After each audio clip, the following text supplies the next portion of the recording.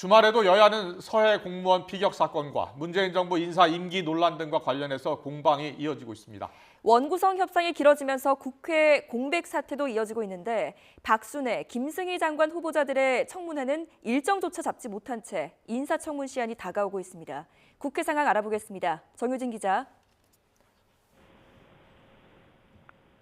네, 정유진 기자. 네, 국회입니다. 네, 여야 모두 오늘 어떤 일정들을 소화할 예정입니까? 네, 국민의힘은 휴일인 오늘 특별히 예정된 일정은 없습니다. 다만 서해 공무원 피격 사건과 관련해서는 문재인 정부와 더불어민주당을 향한 공세를 계속 이어가고 있습니다. 권성동 원내대표는 어제에 이어 오늘도 SNS를 통해 서해 공무원 피격 사건으로 숨진 이대준 씨는 월북자가 아니라면서 더불어민주당이 끊임없이 정의와 인권을 강조하지만 민주당 자신과 북한만은 예외라면서 내로남불을 넘어 북로남불이라고 비판했습니다. 앞서 이준석 대표도 어제 부산 통도사를 찾아 과거 민주당이 5.18 광주 민주화운동과 세월호 참사 사건에서 유가족과 피해자들이 만족할 때까지의 진상규명을 강조한 점을 언급하면서 진상규명을 방해하지 말라고 비판하기도 했습니다.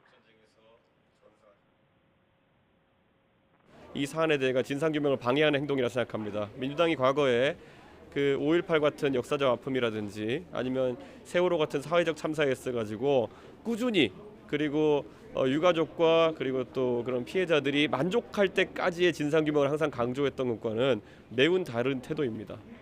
국민의힘은 서해 공무원 피격 사건 TF를 꾸려 본격적인 대응을 예고하고 있습니다.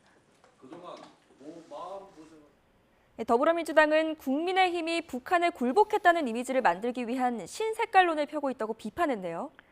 네, 우 위원장은 새 정부가 들어서고 한 달 동안 지난 정국은 여야 협치보다는 강대강 대결 구도 신호로 파악하고 있다면서 강력 대응 의지를 밝혔습니다.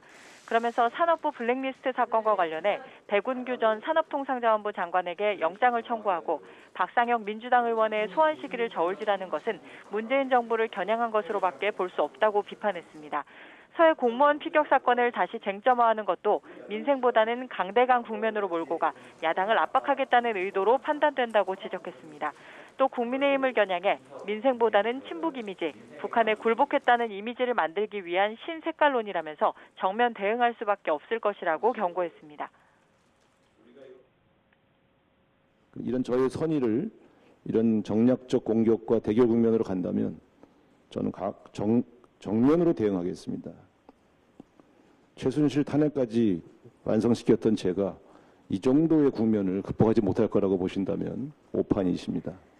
이와 함께 우 위원장은 유능한 민생정당을 만들겠다는 목표에 따라 민생우선 실천단을 구성하고 있다면서 6개 TF가 본격적인 활동을 시작할 것이라고 밝혔습니다. 이번엔 국회 상황 알아보겠습니다. 여야 원구성은 아직도 공백 상태인데요. 장관 후보자 인사청문 시한이 다가오고 있죠?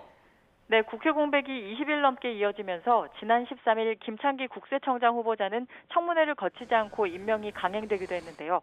청문회 일정은 잡지도 못했는데 박순애 사회부총리 겸 교육부 장관 후보자, 김승희 보건복지부 장관 후보자, 김승겸 합참의장 후보자의 인사청문 시한이 내일로 다가왔습니다. 인사청문회법에 따르면 국회는 임명 동의안을 받은 날부터 20일 안에 청문을 마쳐야 하는데 대통령실은 청문 보고서 재송부 요청 여부를 모레인 21일쯤 결정하겠다고 밝혔습니다. 음주운전, 부동산 투기 등 후보자들에 대한 의혹이 줄을 잇고 있지만 국회 원구성을 위한 여야의 입장은 팽팽한 상태입니다. 지금까지 국회에서 YTN 정유진입니다.